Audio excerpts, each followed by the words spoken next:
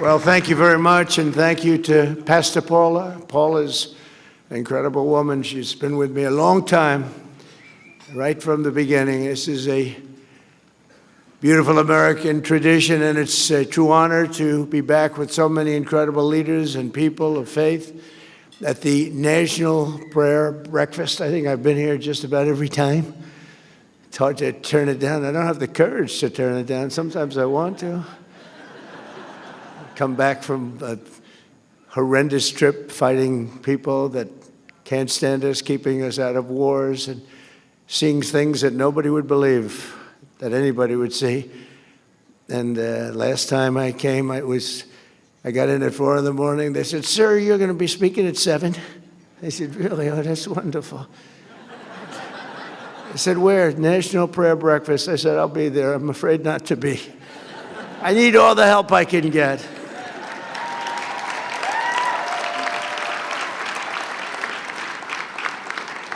And you know, I never get a fair break from the fake news, which is back there. That's a lot of fake news. Because last time I was having a lot of fun. We had a big crowd. We had 60,000 people, and I'm talking about the fact that I will never make it to heaven.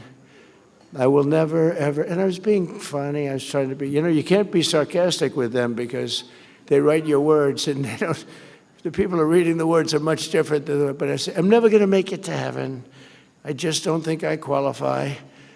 I don't think there's a thing I can do, but all of these good things I'm doing, including for religion. Religion's back now hotter than ever before. I mean, I have to tell you. But I said, even though I did that and so many other things, I named things, I said, I won't qualify. I'm not going to make it to heaven. And the New York Times did a front page story that Donald Trump is questioning his life and the meaning of his life. No, I was just having fun. I really think I probably should make it. I mean, I'm not a perfect candidate, but I did a hell of a lot of good for perfect people. That's for sure. Right, Mr. Speaker? But I want to thank the dozens of members of Congress here this morning, including a man of immense faith and immense talent. He's a very talented man. He's a small minority. It's just really, because we go back and forth between minority and majority, and half the time we're minority and we still win. How do we win with a minority? We have a couple of people that I consider to be negative. But we're 1 up, 2 up. Sometimes we're 3 up. In fact, we'll have 2 more victories very soon. We'll be 3 up. And we consider that having a massive majority, okay? Right, Mike? That's considered. We're not spoiled. Can you imagine if we ever picked up like 20 or 30 seats? Wouldn't that be that'd be too easy. I think it would be too easy. It wouldn't be fun. I get these calls from Mike. "Sir, could you speak to so-and-so 3 o'clock in the morning?" We have 2 types. We have the type that goes along with us and believes in us, and they're with us all the way. And that, I would say, is 95%, right? And then we have the type that needs a little love all the time, no matter what it is. For the easiest thing on religion or republicanism, the easiest thing to pass, they always make it difficult, but they always get there. But I have to call them always at 3 in the morning. I'll always get that call. "Sir, Speaker Johnson's calling." So I get, "Hi, Mike, what's up? What time is it?" So it's 3 in the morning. "So we have 9 names there giving us difficulty. They want to have a phone call." I said, "All right, let's go. Here we go." Same 9 all the time, right? So I call up. I say, "Chip, how you doing, Chip?" "Hello, sir." "Sir, I can't quite get there. I just don't know. Could I come over for breakfast?" We have a 9 o'clock vote, right? I said, "Really, is it not?" "Sir, you got to get me there, sir." "Let's have breakfast, Chip." "Great." Then I get others, pretty much the same 9. I don't want to name too many, but I would. And they always get there. We have one that doesn't get there. We have one guy. He's an automatic no. No matter what. If we did welfare reform, if we did the greatest thing in history for religion, no matter what we did, no matter how good it is, greatest tax cuts, and we just did the greatest tax cuts in history, he voted against. He voted. Now, no matter what we do, this moron, no matter what it is, we could put them all together. I think, Mike, what would you say the top 5 things? Name them. We'll put them in one bill, and we'll put them before we get 100% vote, except for this guy named Thomas Massey. There's something wrong with him. We call him Rand Paul Jr. You know, it's like they just vote no. They love voting no. They think it's good politically. The guy's polling at about 9%. It's not good. But we have great support, and we have great support for religion. You know, I've done more for religion than any other president. When Paula was saying that, it was so nice. I was proud of it. And I said, that's true. I told the people backstage. What she said is true. Who else would say that, right? But it is true. But then I said, but that's not saying much, because not too many presidents have done too much for religion. I want to tell you that. Certainly modern day presidents, they bailed out on you. They bailed out. They want to be neutral. They want to be neutral or against. You know, the Democrats are against. I don't know how a person of faith can vote for a Democrat. I really don't. And I know we have some here today, and I don't know why they're here, because they certainly don't give us their vote. I certainly know that we're not going to be convincing them to vote for a little thing called voter ID. It polls at 97%. And even the Democrat, the people, the voters, are at 82% for voter ID, but the leaders don't want to approve it. They said they will strike. They will not allow it to happen. It's polling at over 90%. It's called voter identification. When you go to the polls, you show, yes, my name is so-and-so, and I live in the country. I'm here. I can vote. They say, that's not allowed. And no, everyone's trying to figure it out.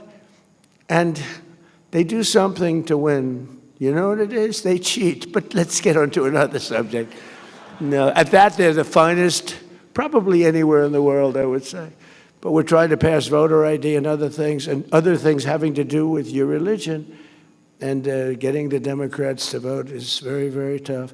But we're grateful to the co-chairs of the breakfast, Representatives Ben Cline and Jonathan Jackson, and Governor Bill Lee of Tennessee. Thank you very much. Thank you very much. Thank you very much. And I want to thank a man who's been with me for a long time. We've been friends, and I used to be interviewed by him, and all he wanted to talk about was war. I said, this guy, you know, he's very smart, went to the top schools, was a top student. He's like me. I was a very good student, too, but nobody would think so, you know, and nobody thinks Pete was a good student. I don't know. They think him as a tough cookie, a flamethrower, which I like, actually, in the position of Secretary of War. But he has done some job. Pete Hegseth.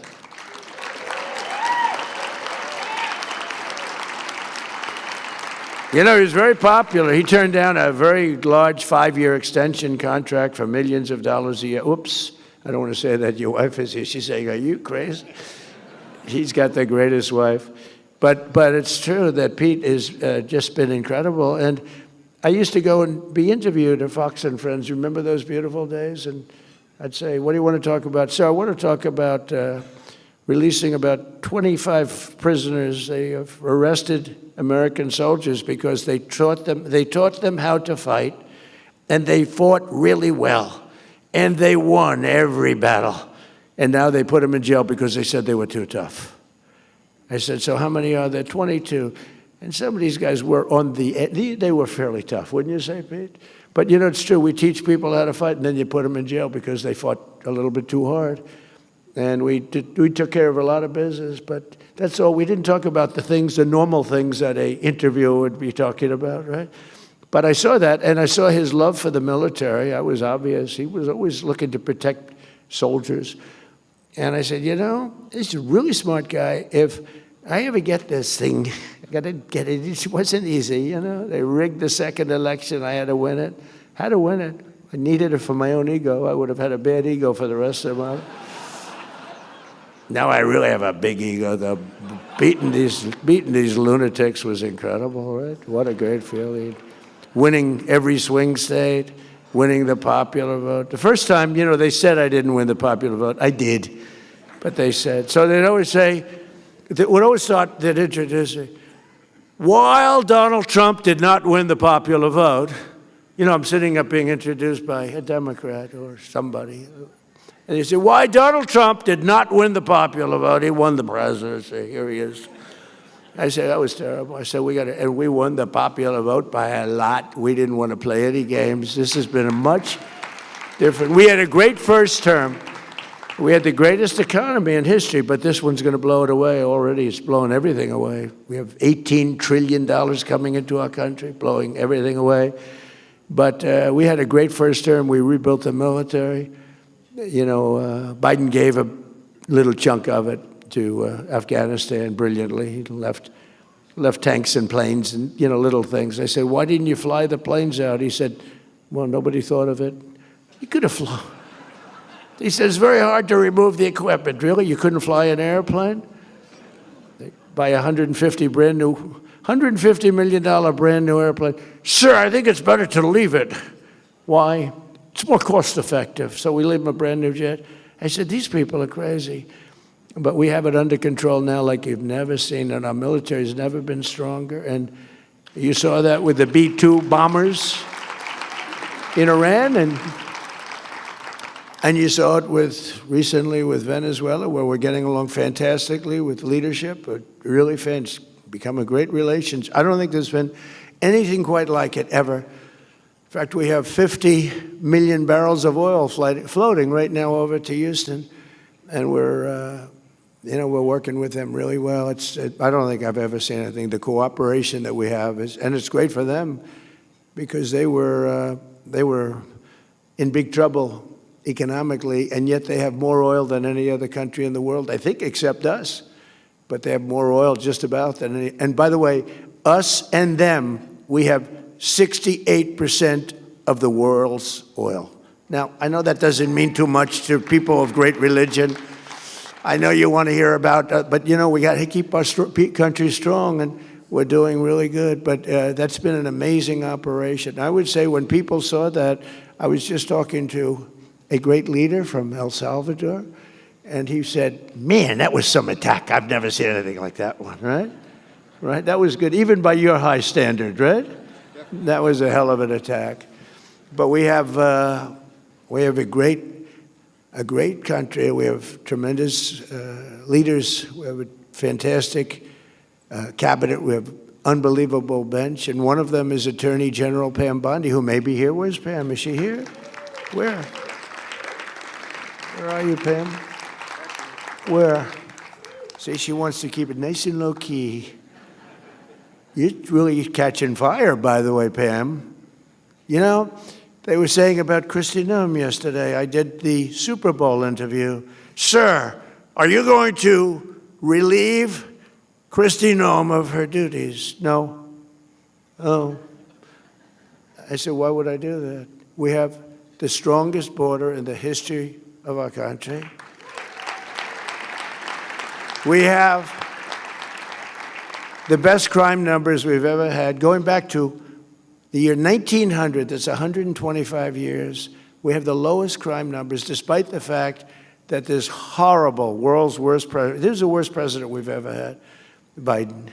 He had no idea he was president, so he doesn't take it personally.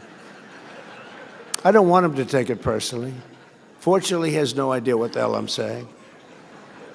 And he's watching right now. He's happy with what I just said. Okay. This is what we had running our country. But no, he was our worst president. We had some bad ones. We had Obama was very bad, terrible divider of our country. He was a divider. And believe it or not, we're bringing the country together. You know what's bringing it together? Tremendous success. We're having tremendous success.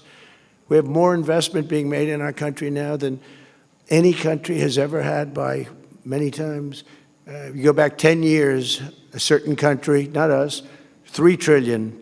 We have in 11 months, because the 12th month is coming out next week, we have $18 trillion of investment coming in. The biggest ever was 3 many years ago. And one of the reasons for it is Secretaries Doug Burgum and Doug Collins, they are drilling like, my whole thing was drill, baby, drill. Where are they sitting? I love those two guys. Come on, stand up. And is Catherine there? That's Catherine. Yes. Hi, Catherine. Chris. What they are drilling like nobody. I spoke with Chris yesterday, Doug. I said, how we doing? Sir, we're drilling more oil than anybody's ever drilled by double, right? By double. We're doing it. That's why I was in Iowa last week with the farmers who were doing very well. We just handed them $12 billion out of tariff money because they were taken advantage of by foreign countries, various foreign countries. And I said, how much was it that they got hurt for? $12 billion. I said, good, let's write them a check. I gave the farmers $12 billion. And they don't even want it. They just want to be treated fairly. But we're getting it from that, but we're getting it with nobody's ever in history, and we've never done it either, like anywhere close. We're taking out more energy out of our beautiful land, oil and gas, clean oil and gas. And I always say, clean, beautiful coal. The only thing I told these two guys they have to do, because they're the greatest energy people in the world, the best. I said, when you mention the word coal, anytime you mention coal, C-O-A-L, anytime you mention it, has to be preceded by two words, clean and beautiful.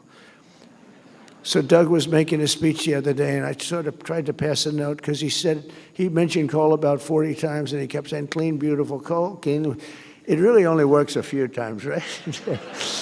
I said, no, when you say coal, clean, beautiful. We buy all that wind from, we don't anymore. So we haven't approved anything in wind, right, Doug? Nothing, because it's a quick way to losing money, losing beauty, losing your fields, killing your birds. And other than that, it doesn't work. And Europe is so bad with the windmills. They're destroying their country with wind. And I was over there. It's not even recognizable what they've done. They've got a big problem on their hands. Between immigration and energy, Europe is destroying itself, and they better get smart. And I love them all. I'm friends with everyone of every country over there. I've helped them a lot. Got the GDP up from 2% to 5%, which is, for military spending. Nobody thought that was possible. Nobody thought 2% was possible. Got them to 5%. But it's not recognizable, Europe. If you go through the different cities, it's a very sad thing. And I tell it. I went over to Davos. They invited me. And when I left, they said, that may have been the stupidest invitation we ever gave to somebody, Switzerland. But they have to, I just say it like it is, they're destroying their country. Their energy is ridiculous, what they've done. And the immigration is, I'm telling you, it's a place where many of these countries are not recognizable, and I'd like to see them straighten it out. Very soon, it's going to be impossible for them to straighten it out. We have our director of national and international intelligence, Tulsi Gabbard, who's doing a great job. Where's Tulsi? She took a lot of heat 2 days ago because she went in at Pam's insistence. She went in and she looked at votes that want to be checked out from Georgia. They say, why is she doing it? Right, Pam? Why is she doing it? Because Pam wanted her to do it. And you know why? Because she's smart. And they said, well, this has to do, her position has to do, it's really not so, but her position has to do with international. I say, well, the same people that said that, they've been saying Russia, Russia, Russia has been screwing our elections, okay? So let's assume Russia had something to do with it. They say, no, Russia didn't have. So now they're saying Russia had nothing to do with it. Because if I say Russia, that it's perfectly fine. But you could add China and about 5 other countries to it.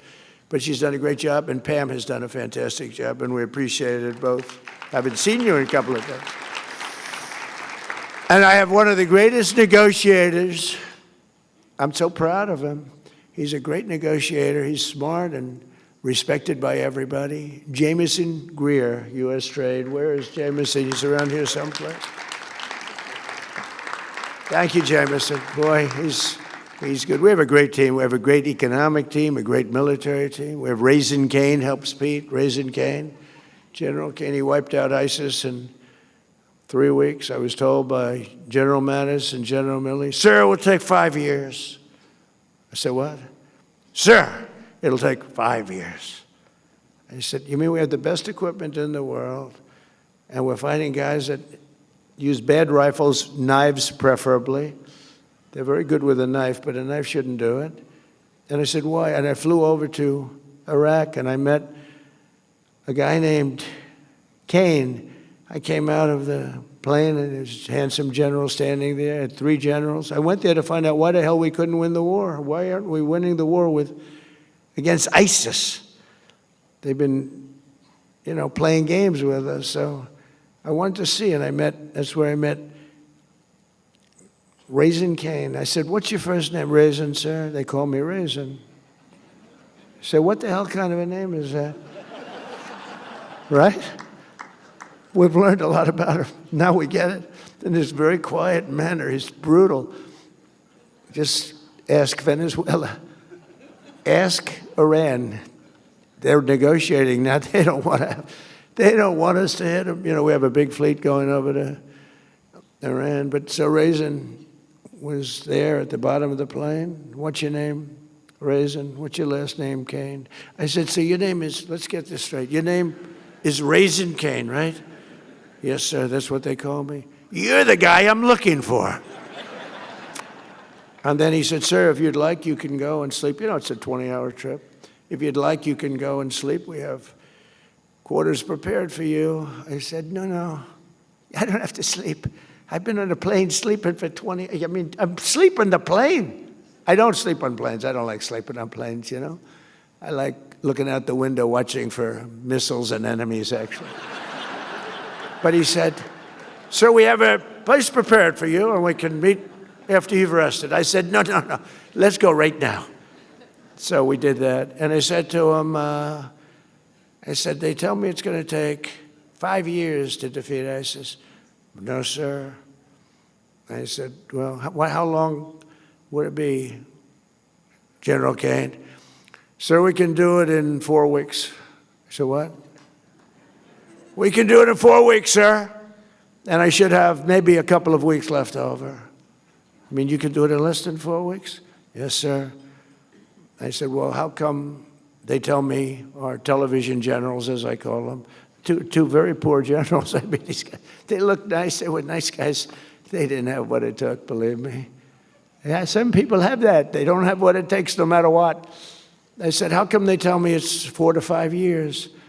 And he said, well, I don't want to speak badly about anybody, so I'd rather not comment on that. I found that to be nice, okay? But I said, all right, tell me how you're going to do it. Well, sir, we use this one base here, and we're hundreds of miles away, and by the time the planes get to the target, they have to come back and refuel, and we're too far. I said, why do we do that? Because we don't want to offend any of the other countries. I said, we have a lot of portable airports, right, Pete? We have portable airports all over the Middle East, runways that are portable. You put them down, you take them up. We have equipment. Nobody has the stuff we have. We have airports that look better than Kennedy Airport. And they're built in sand. And it took us about 2 minutes to build them. No, the equipment is incredible. You can land any plane on them, right? Portable. And we've got many of them, sir. We have to use them. I said, why don't we? Because we didn't want to defend, offend another country. I said, let me ask you a question. You're in the middle of the desert. Would another country know if we're taking off from some strip in the desert? They would have no idea, sir. They don't have radar. They don't have anything. So he explained it. So we want to hit them, sir, from 17 different locations. And we want to hit them left. And we hit them, here we go. And we want to hit them right. Sure, and we want to hit them from the top. And we want to hit them from the bottom. East, west, north, south. Sir, they won't know what the hell hit, and we'll knock them out. We did it politically correct. 5 years, we'd call up the country head and we'd tell them, we'd like to attack ISIS today. As soon as the call was made, they'd call ISIS and tell them, you're going to be attacked, get the hell out of it. This is what we were doing for years, but not with Raisin Kane and not with Pete Hegseth, right, Pete? We don't do that. And we have a little different method. So I went back to Washington and I said, you know, this guy, he said, and then I checked up on him and he was so respected. I said, he's really like respected. And I called him back. I said, General, go at it. Do good luck. God bless you. And he said, I say that to the people going out every time. And they say it when we give the okay for like the attack on Venezuela or the attack on Iran. He says, I say, we all say, we're all in a room together watching. We watch it. We watch these attacks. We always say, God bless you. Have a safe journey. It's a dangerous journey. These are dangerous journeys. Flying through the middle of Iran, they know you're coming, and you're in a B-2 bomber, the most incredible thing, and they weren't able to see it because it's stealth. So good, we ordered 20 more of them, brand new, updated version. I actually said, don't get the updated, just take the one you have. They said, no, sir, the new one's even better. We have a military, nobody has a military like we do. I rebuilt it, by the way, during my first term. I mean, I think it's one of the best things I did. I rebuilt the military during the first term, and now we're really rebuilding the military, right? But the bottom line, I called him, I said, so you think you can do it, General? Yes, sir, I can do it. And it was over in 3 weeks. It was incredible, and I mean over. And then the election's rigged, and I wasn't there, and for 4 years, ISIS rebuilt. And they have a little bit of ISIS now again. And we knocked the hell out of them the other day in Nigeria because they were killing Christians. You know about that. They were killing Christians. So you can't do that. When Christians come under attack, they know they're going to be attacked violently and viciously by President Trump. I know it's not a nice thing to say, but that's the way it is. So we're also delighted to welcome visiting leaders and dignitaries from more than 110 countries. They're here, and including one of my favorite people, President Bukele of El Salvador. He has been so incredible. He has been such a great ally of this country. Thank you very much. Such a great ally. He's, some of you have seen, he operates rather large prisons, like prisons that's so large you can't see from one side to the other unless you have perfect 20/20 eyesight with binoculars. That's how long and big. And they do a job. They do a very humane job, but they're very strong prisons. And we send a lot of the people that we capture, the murderers, the drug dealers, the people that came into our country illegally and have already committed massive crimes. We had 11,888 murderers, and many of them are in your prisons right now, right? And he does a fantastic job. I mean, he really sounds like a different kind of, you know, this is a religious breakfast. You're going to walk away and say, he's the meanest son of a gun I've ever seen. But I'm not. I just want to keep our country safe. It's very simple. We have to keep our country safe. So I want to thank you, Mr. President, for a great, amazing job you do with our people, too. They work together so well. Appreciate it. Not easy. This prayer breakfast comes at a special time for our country as we prepare to celebrate the 250th anniversary of American independence.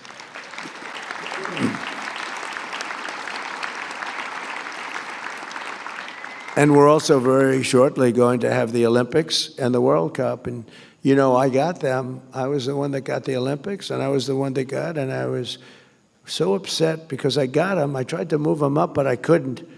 And my first term, I was getting them, and Barack Hussein Obama would refuse to call the Olympics because, in all fairness, they took advantage of him. Remember, he went there.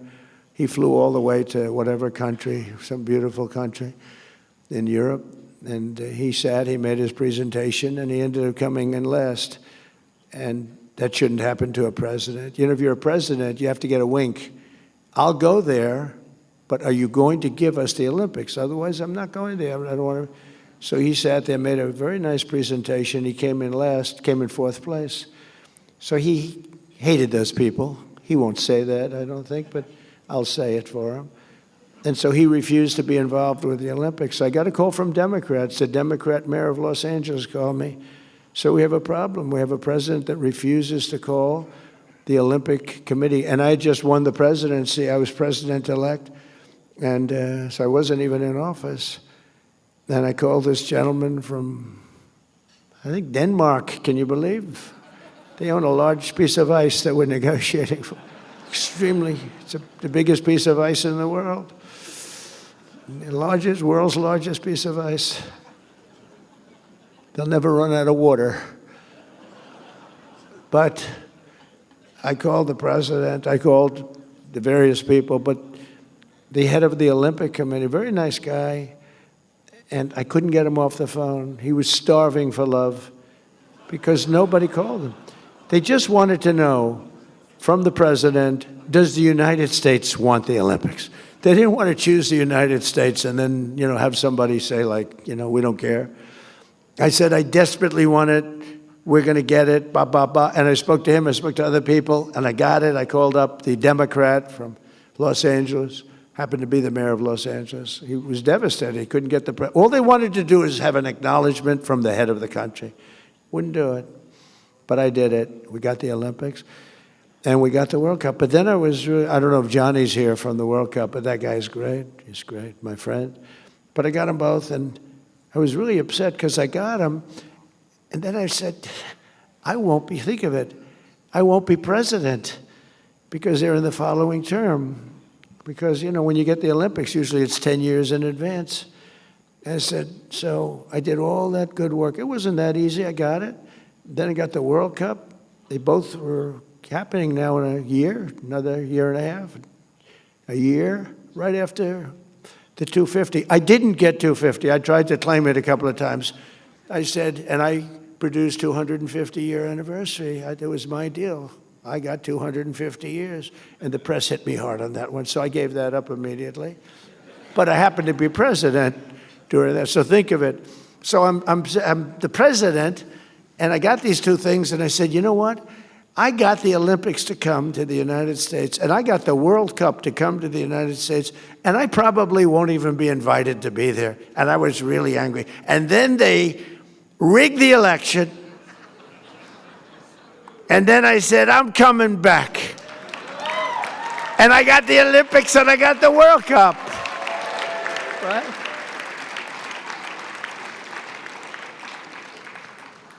And at some point, I'm going to get right back onto the teleprompter, and you're going to say, that was a wonderful speech.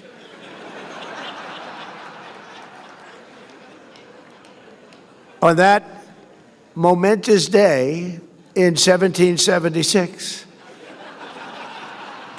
This is so much easier. It takes real talent to do the other. The other is much more talent, but that's why we're president, I think. But we have very important words to say, and this is such an important group. And we have plenty of time to say it, because when it comes to religion, I have all the time. I'm one of the few that say we have all the time in the world. But on that momentous day in 1776, history changed forever when our founders proclaimed the immortal truths that echoed around the world and down all the way through time. They declared that all of us are made free and equal by the hand of our Creator. A lot of presidents refuse to say that. They refuse to say that. Some refuse. Some major politicians refuse to say the word God. They don't want to say it. I say it. That we are endowed with our sacred rights to life, liberty, and not by government, but by God Almighty Himself. And those words rang out from Philadelphia and launched a revolution, not just in America, but in the hearts of all humanity. The principles of the Declaration of Independence, which is one of three, sitting right beautifully in the Oval Office. I took it out of the vaults, and it's beautiful. It's beautifully protected, and it's a magnificent document. I stare at it all the time, and I read it as often as I can. A true, brilliant work of art. They've stirred the spirit of patriots in every nation, liberated millions from tyranny, and lifted billions from poverty, and it's doing now more than ever before. We're doing better than this country's ever done. In 1 year, think of what we can do. We just have to keep it going, Mr. Speaker, if you don't mind. Okay, got to keep it going. But no, and the Democrats admit this, no president in his first year has ever done the things we've done. When you think we've gotten the largest tax cut in history, larger than even in the first term. But we've done something else, and I think we've brought back spirit to our country. You know, 2 years ago, you couldn't get anybody to go into the military. They laughed at you and they said they didn't respect our country. They didn't respect our president. They thought he was a joke. They thought our country was a joke. Other countries laughed at us and took advantage of us with tariffs, and we weren't allowed to charge, and they were allowed to charge, but we are allowed to charge. And I hope we get that Supreme Court decision, because we have taken in hundreds of billions of dollars of money. We're a rich nation again, doing what other nations have done to us for many, many years. But the biggest thing is what's happened to me. It's the spirit of our country, and that goes for religion, but it also goes for the military. We couldn't recruit anybody to go into our great military. We were the worst I think it's ever been 2.5 years ago under the Sleepy Joe Biden administration. I call him Crooked Joe and Sleepy Joe. I find them to be equal, actually. I do polls. Which is better, Crooked Joe or Sleepy Joe? And they poll about even. So I use both. But we have now the greatest recruiting that we've ever had. Everybody wants to be in the military. We're hot as a pistol. We couldn't get anybody to go into not me, the last administration. Nobody wanted to be in the Army, Navy, Air Force, Marines, the Coast Guard, Space Force, which is turning out to be good. I'm so proud of it, because I'm the father of Space Force. I'm the one that wanted it. So, but we couldn't get people. We couldn't get people. They couldn't get people to go into any of them, including our police departments and our fire departments. They weren't proud of our nation. They had no spirit. And now we have had the single greatest recruitment in the history of our country. There's never been anything like it. We have waiting lists of people wanting to get in. In fact, if we want to expand the military, Mr. Speaker, this would be a very good time to do it. We have so many people want to get into the military that, we also won in the Supreme Court, as you know, based on merit. It was a merit, and we take people based on merit. Like, we'd prefer a strong person in the military as opposed to a weak person. We prefer somebody that's a strong, powerful person with extremely good vision that can shoot a rifle very well, to a person that's extremely weak, non-muscular, can't shoot a rifle, has no idea where the hell he is. We have a military where they all look like Tom Cruise, only bigger. Now we hire on merit now. And that goes for colleges. People get into colleges now. If you have great boards and great marks and you work, and then somebody else gets in that's not nearly as qualified, now it's a merit system. It's tough in one way, but it's, our country was built on a system of merit. And then we went away from it a number of years ago. We got it back. That was a brave decision by the Supreme Court, I'll say. And it's tough on some people. It makes people work harder, I think. But we have to base our country on merit, or we won't have a country. We were going in such a bad direction. It's incredible.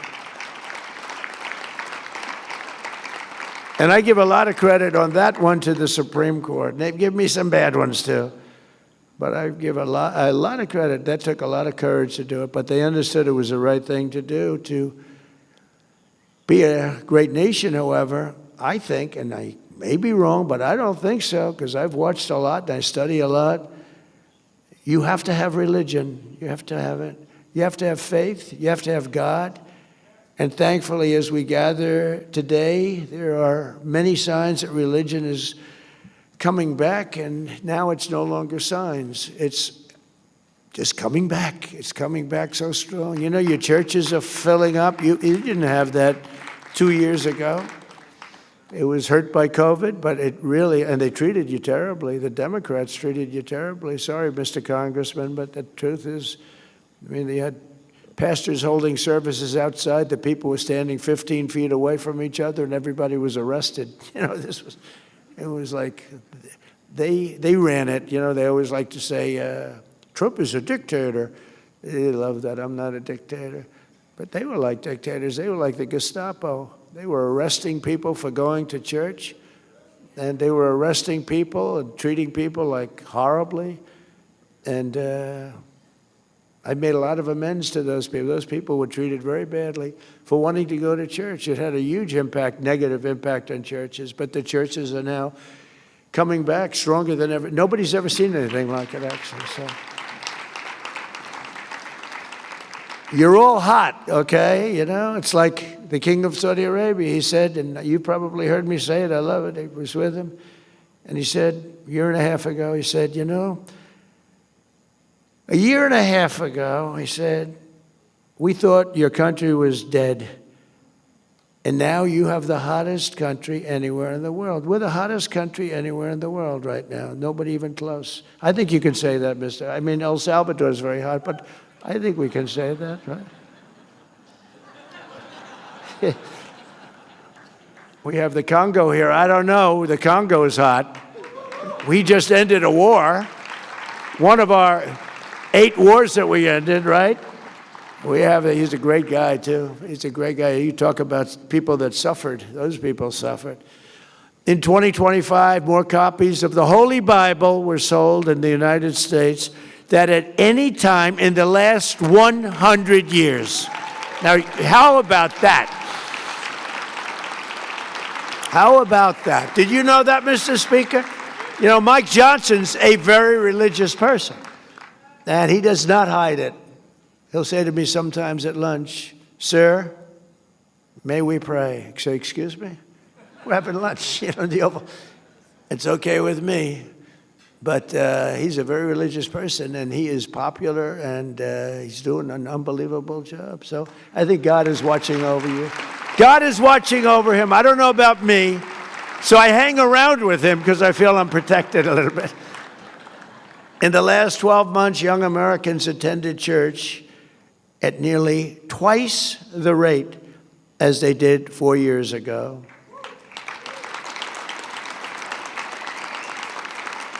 And many churches, you see the stats, I mean, people are talking about it. The radical left is not happy about it. Many Democrats are not happy about it. This, by the way, will be the last year the Democrats show up to this event, I tell you. But I got to say, how the hell do you vote for these people? But some churches are seeing a 30%, 50%, or even 70% increase in the number of converts, and also the number of people going to church every week.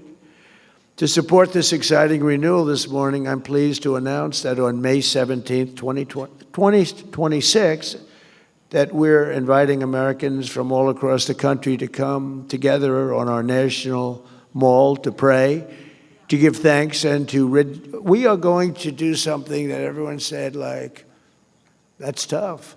We're going to rededicate America as one nation under God. You know, a lot of people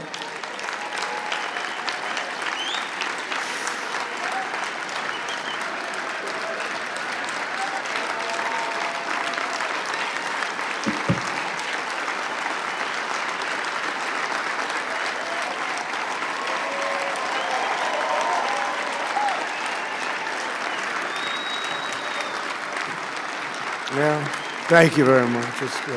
That's what I mean by the Spirit. It's so incredible to see it. I see it so much. I've never seen anything like it in 1 year. I thought it would take 2 years, 3 years, 4 years to be where we are. Well, we've done it in, really 10 months. We're at 12, but now it's just getting to a level that we've never reached before as a country. But that includes religion. And maybe that's part of the reason that we're doing so well. There's such great spirit. It's all spirit, and it includes religion. I've always said, you just can't have a great country if you don't have religion. You have to believe in something. You have to believe that what we're doing, there's a reason for it. There has to be a reason for it. We're all working and we're behaving. I mean, I behave because I'm afraid not to, okay? Because I don't want to get in trouble. No, it's such a positive thing, and people are starting to see it, and they go into church and they're meeting people, and families are developing. It's really, the things are happening in our country right now. And we have to get the bad ones out. We have to do it. We can't let that happen. And we're being very tough in law and order and crime. And I hate to say it because it doesn't seem to go hand in hand. But you can't have people going to churches and coming out and have criminals taking advantage and doing things that nobody wants to even describe. And that's not happening anymore. You know, Washington, D.C. is a very safe city now. When I took over, Washington, D.C. was a death trap. Many people were being killed. 2, 3 a week, they were being killed. Come in from Iowa to look at the Lincoln Memorial, the Jefferson, the George Washington, the monument. And they called the parents, "I'm sorry, sir, your son has been killed." What? Your son has been killed. That doesn't happen. You know, we took out 2,000 monsters out of Washington, D.C. It's not just that we have the troops and they are central casting. I love them. I think, to me, it looks much more beautiful.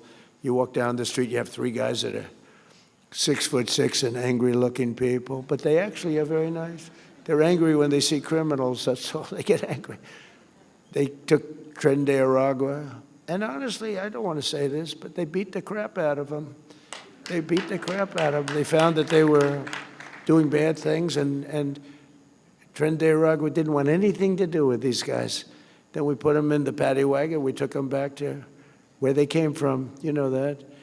But we took out over 2,000 hardcore criminals. You know, 2% of the population produces 90% of the violent crime. Think of that. Think of that. And Washington now is a very safe place. I get it all the time. I go into the White House and people that work in the White House come up, "Sir, I want to thank you so much." Young woman, man. They say, "I walk to work." I couldn't have walked to work. I wouldn't have even thought to walk to work before. They walk to work. The place is booming. Restaurants are opening up. The restaurants were almost going to be all closed. They would have been all closed. You couldn't even go. Even if you got there, the restaurant would be robbed with people sitting there. "Hold up your hands, everybody. Give us your money." And then they'd whack people with the butt of a gun. And Washington is a very safe city. We have almost no crime. And it's a miracle, but it took place very quickly. And it's the same thing for every other place we've gone. In Louisiana, New Orleans, I got a call from the governor, Jeff Landry, great guy, great governor. He said, "Could you send the troops? Because I'll tell you what, this place is out of control." I did, and in a period of 2 weeks, we got crime down by 25%. Now it's been about 7 or 8 weeks. We have it down 77%, and within another month, they're not going to have any crime, and they're not going to have any crime in that wonderful city of joy that people go up and down. Right? They're not going to have any crime there. It's amazing. Memphis, Tennessee is another one. The mayor works with us. And, you know, it's nice when they work with us. It's just so much easier. Sometimes we can't work with them. Like in Minnesota, they won't work with us, but we've still driven crime down 25%. If we didn't have to fight this horrible governor and this horrible fake mayor, Fry, you know, this is the Constitution of the United States. People don't want to be mugged.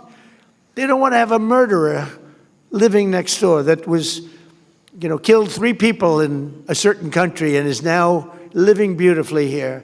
Because generally speaking, if they've killed in another country, they're not going to be the best of citizens. And they're rough people. Remember in the campaign, I used to say that their criminals make our criminals look like babies. It's true. These are some of the meanest, most vicious people. They only gave us the worst. They don't send, you know, they're very smart. Guys like the president over here, El Salvador.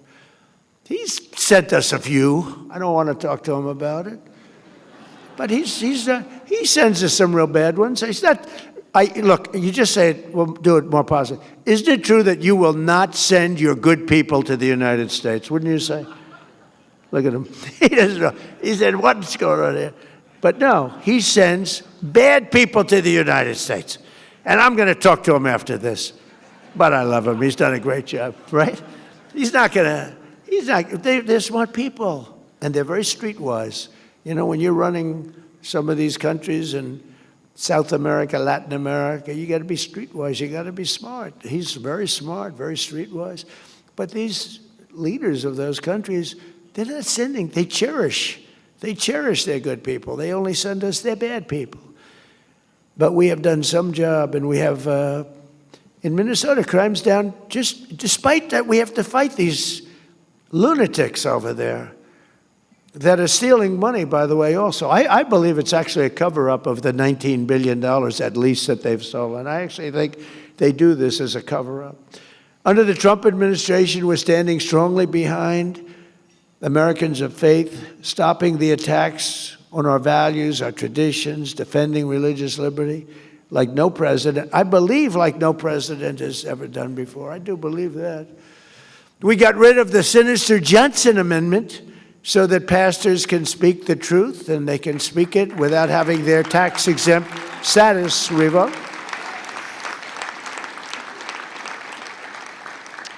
I was with a large group of ministers, pastors, priests, rabbis. We had a group of people that were a great group.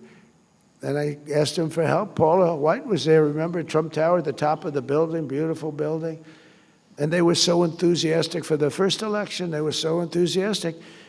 And I didn't want to be pushy because I'm not a pushy individual. But I didn't want to be overly aggressive. So I figured I'll ask them in the second meeting. So the second meeting came, the similar group, ministers. We had Muslim leaders there. We had everybody there. But there were about 55 of them. Beautiful boardroom on the top floor, tall building, beautiful building in New York. And I said, I'd like to ask, and they were so good. They, sir, we love you, you're great, blah, blah, blah. I figured this was going to be the easiest endorsement I ever got. And I said, I'd love to have your endorsement. And it was like ice. It was like death. I said, what the hell? What happened? And I said, could I ask what's going on? You were really nice, and now you've just clammed up, and you're like scared. And one of them stood up, that Paula knows very well. He said, sir, we're very concerned because if we speak about religion, if we ever endorsed you as an example, we would lose our tax-exempt status immediately, and our church would go out of business. He said, what's that all about? And it was the Johnson Amendment. Lyndon Johnson had a fight with somebody in Dallas or Houston with a minister, and he didn't like him, and they didn't like each other. And the minister thought he was terrible, and I guess he didn't like the minister. And he was a powerful president. He knew how to do things, and he got something passed called the Johnson Amendment, which basically takes away your right of speech. And people like me, and people like a lot of people, they want to hear from ministers. They want to hear from priests. They want to hear from them. And you were restricted from talking about very important things like who to elect. If you said that, you were gone. You couldn't do it, even if you said it in a very nice way because they were going to be better for the church. And we worked hard, and we're going to make that permanent pretty soon, I think, Mike. But we worked hard at getting rid of the Johnson Amendment. It's gone as far as you can say anything you want. Now, if you do say something bad about Trump, I will change my mind, and I will have your tax-exempt status immediately revoked. If I go into one of these churches, we will stop Trump. You ever hear some of these guys? I said, not too many, I can tell you, because we won like 94% of the vote. People got it. People got it. We had a lot of people pretending. They pretended to be very religious, but I don't believe they were. But the people ultimately got it. You know, you have a Robert Jeffress. I don't know if he's here. Is he here, Robert? Is he here? Robert Jeffress was on television in 20 16 when I just sort of announced I was running. And he said, I know every candidate very well. There were 18 candidates, me and 17 others. He said, I know every candidate very well. And I know Trump a little bit, but he may not be as good with the Bible as some of them. He may not have read the Bible as much as some of them. In fact, he may not have ever read the Bible, but he will be a much stronger messenger for us, and he will get things done that no other man has the ability to get done.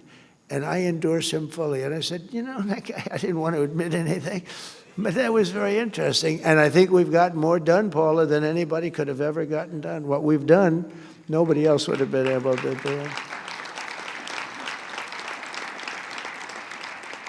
We reinstated also service members who were thrown out of our military over religious objections. That was a big deal.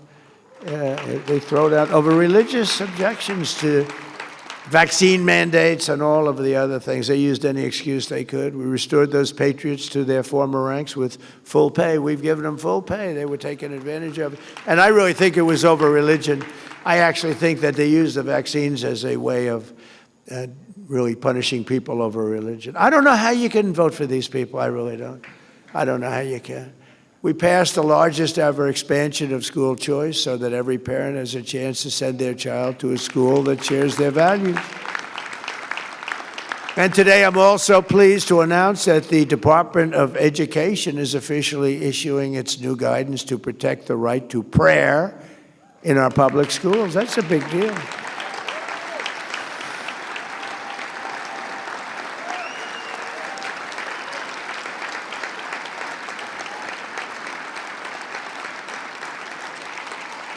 Now, the Democrats will sue us, but we'll win it. We'll win it. They'll sue us. They sue us for everything. I'm the most sued human being in history. They've sued me for everything. I got impeached twice over nothing, but the Republicans were great. Just wiped them right out. But I got impeached. I got indicted. Wiped them out. There's never been, there's never been, to the best of our knowledge, any politician that's ever been indicted who won an election. Very popular politicians got indicted, they lost. I got indicted so much, I got tired of calling my wife. I'd say, darling, I was just indicted again. She said, oh, darling, what does that mean? She's very elegant. You saw that from the movie. She's not into the world of indictments. It's not Melania. No, she doesn't know what an indictment, it's not her deal. Her movie, by the way, big success. That movie is a big success. Yeah, I called up so many times. I'd say, honey, I just got indicted again. Don't worry about it. But think of it, many times. And then they say, Donald Trump is using the Justice Department to get even. And I don't, but wouldn't I have a right to? Think of it. There's never been in history a president treated like I got treated.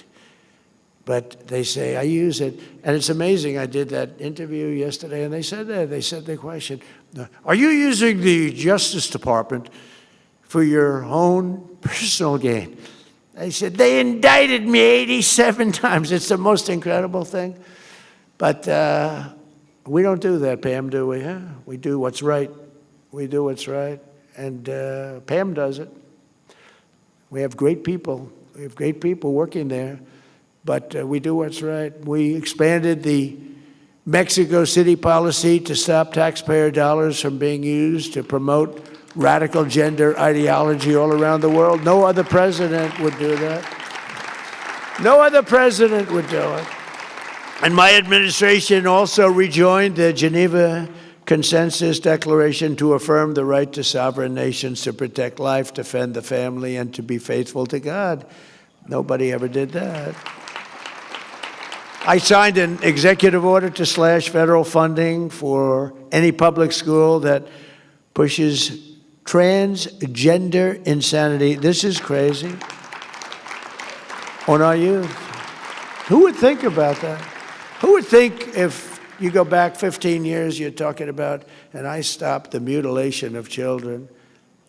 The mutilation, the word is mutilation. They mutilize, the mutilation of children. I stopped it. Who would think if you said that 15 years ago, they'd say, what the hell is he talking? Is he crazy? It's levels you've never seen. We're still fighting it, but, transgender for everybody. They want transgender for everybody. We stopped it. And we also, very importantly, we got men out of women's sports. It's enough of that nonsense.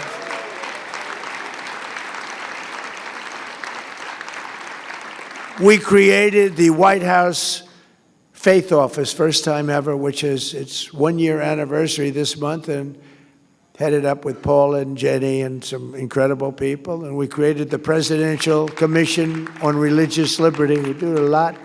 That's a great commission, by the way. That's a phenomenal commission. I signed it. Everybody wanted to be on that commission. That was really something. That was a good sign, too. And we have incredible people on it. I signed an executive order to combat the vile scourge of anti-Semitism, which is really raging, rising. Surprising. Nobody thought they'd see that happen very, very rapidly during the 4 years of Biden. And I set up an official Department of Justice task force to eradicate anti-Christian bias, because you do have a lot of that. They don't talk about that. They're always talking about other religions and other different, but a lot of anti-Christian bias, and you see it going in foreign countries. I mentioned Nigeria. There are others. We're hitting them very hard. My administration is confronting head-on the militant and really intolerant campaign that tried to drive religious believers out of public life and out of society. I mean, religious leader. And now religious leaders are respected as much or more as any leader of any type anywhere in the world. Religious leaders are respected again, and that's the way we have to have it. They really are respected again. They were having a hard time. They were having a very hard time. The last 4 years previous to the one that we served, the last 4 years were brutal on religious leaders. They were brave. Some were very brave. Some couldn't take it, and a lot of people understand it. Some were brave, really brave. The Department of Justice recently charged 9 individuals for storming a church in Minnesota during a worship service and trampling on Americans' First Amendment rights. I watched that tape, and that was violent. I saw the people sitting there, Pam, and they were scared. Some were scared, and some were holding up their hands like, I believe in God. But they were violent people, screaming, your parents are Nazis. Your parents are Nazis. The people are sitting, and I thought the minister was great. He was so calm and good. They're screaming at him, terrible, right in the middle of a church service. It's got to be illegal. I mean, Pam is doing it. I'm not doing it, but Pam is doing it. And I'll tell you, people are happy with the job that's taking place because they're bad people. They're bad people. You have one Trump hater in particular that I watched his performance. It was terrible. They try and use freedom of the press and all this to get out of a criminal event. But that was a horrible thing to witness. And if we allowed that to go on, you wouldn't be able to have a church. No, everybody would be afraid to go to church. And that we are not going to allow, are we, huh?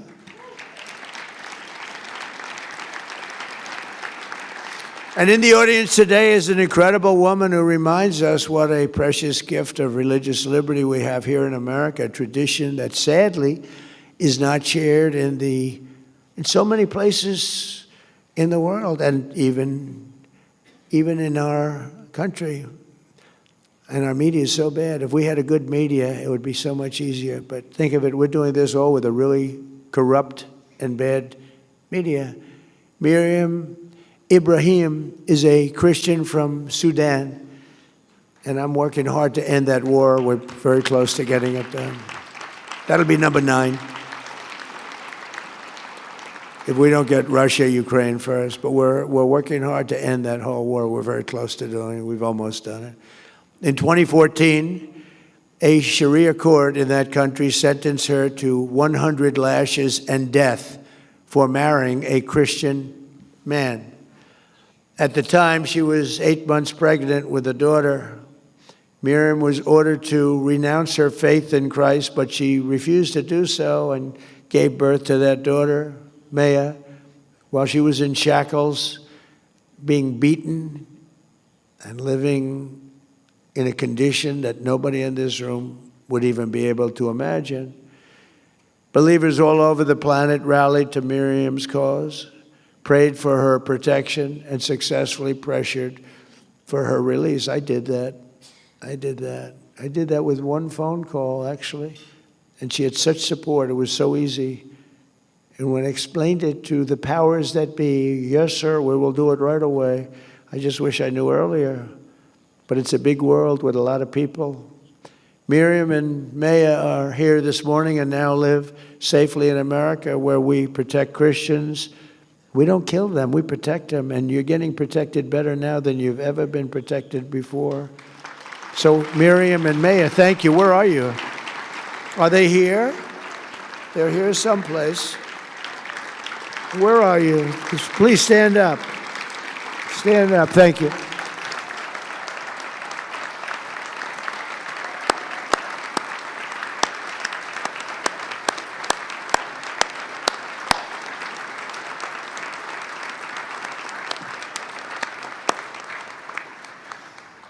That's great.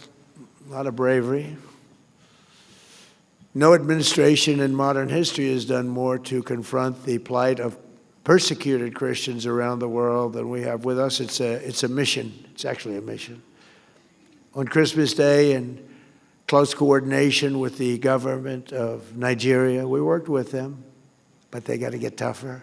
I ordered powerful airstrikes to decimate the ISIS terrorists who have been slaughtering Christians in that country by the thousands. It's not even believable. We hit them so hard, they still don't know what the hell happened. And we were going to do it on a different day. I said, no, do it on Christmas, so they understand it. Remember, Christmas was, when I ran in 2015, when I announced, I said, we're going to bring back Christmas, because the word Christmas was almost gone, and we did. People use Christmas anymore.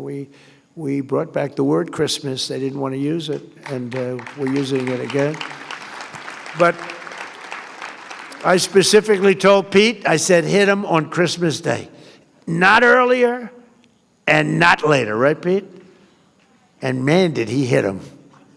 So then we hit him again recently. We hit him again pretty hard. But we're honored to be joined today by the First Lady of Nigeria, who also happens to serve as a Christian pastor at the largest church in Nigeria, a very respected woman. First Lady, please, where are you?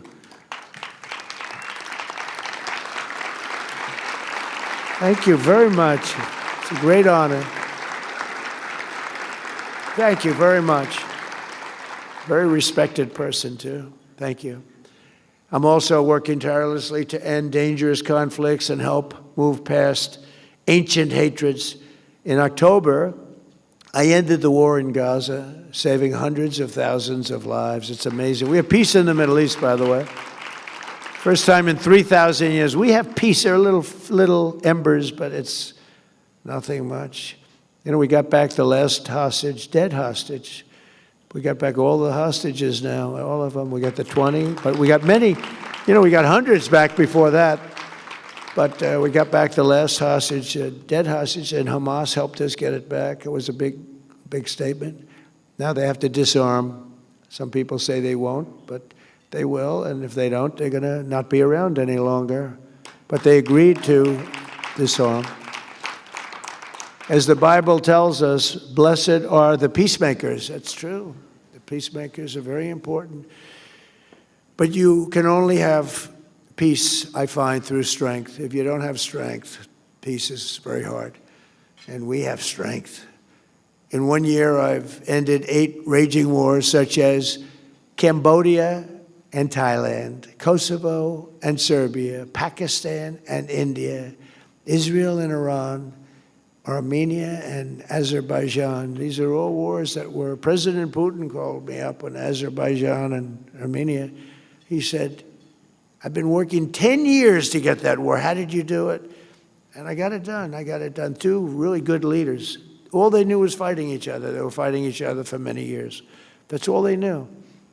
And we got it worked out pretty quickly.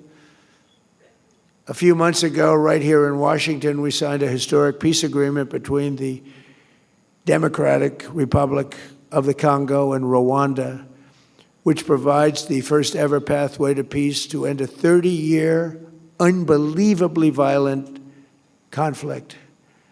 And we're joined today by a very, very brave and wonderful man, the president of the Congo, President, would you stand up, please? You are so...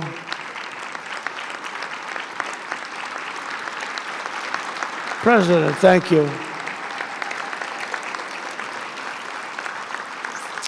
And you really are, you're a brave man. I know what you've been through. I know that one very well. That was a hard one. That was many, many years. And it's working out okay. Nothing's easy. Every once in a while I have to call them both back, but it's working out okay. It's going to work out good. But you are brave, and we appreciate you being here. Great honor. Great honor. Good guy. Together, he and I have also signed the largest minerals deal in U.S.-Africa history. And, you know, Congo has magnificent land. It's incredible land, and he's doing very well with it, so we appreciate it. But we've signed the largest deal with some of our big companies, and they're going in. So thank you very much, Mr. President, and you call me for anything, right? Thank you. And just in closing, scriptures always tell us that blessed are the pure in heart. I don't know if that applies to me necessarily. I'm not so sure. I don't know, Paula, does that apply to me? I'm not sure. I try. But we're joined this morning by two incredible young American patriots and believers who show that, you know, that's so true. Last summer, Emma Foltz and London Smith were both camp counselors at Camp Mystic, the Christian girls' camp in Central Texas. One of the worst things I've ever seen. On that fateful night, 20 inches of rain fell in a matter of minutes. Nobody's ever seen anything like it. And the river rose 20 feet in literally 30 minutes, leaving utter devastation and destruction. Emma bravely helped lead 14 precious little girls to safety. And London, seeing the water rise, gathered with other girls at the top of their building and prayed. They just prayed and prayed. And as they prayed, the water miraculously stopped rising. Just a few inches from their feet, it was going to overwhelm them. Anybody in the cabins were gone. Anybody in the cabins were gone. Who would have known? They thought the cabins were the safe place to be. It wasn't. Then the water began to retreat, and many hours later they were finally rescued. As you know, many young people died that night. When asked what she hopes others to take away from her story, London said, "This life is not promised. Our breath every minute is not guaranteed. Because of that, we shouldn't take life for granted, and we should just live it well." I mean, it was an amazing statement. I saw her make the statement. Young girl making that statement. Incredible, actually. A very complex statement. Smart, but true. London, I know exactly what you mean, and I want to thank you both for being here and your remarkable, incredible courage. It's been really amazing. And if you could at least stand, you know. I said, "Would you like to speak?" And they said, "Well, we're a little shy." But you know what? You may be shy, but you're very brave. Would you please stand?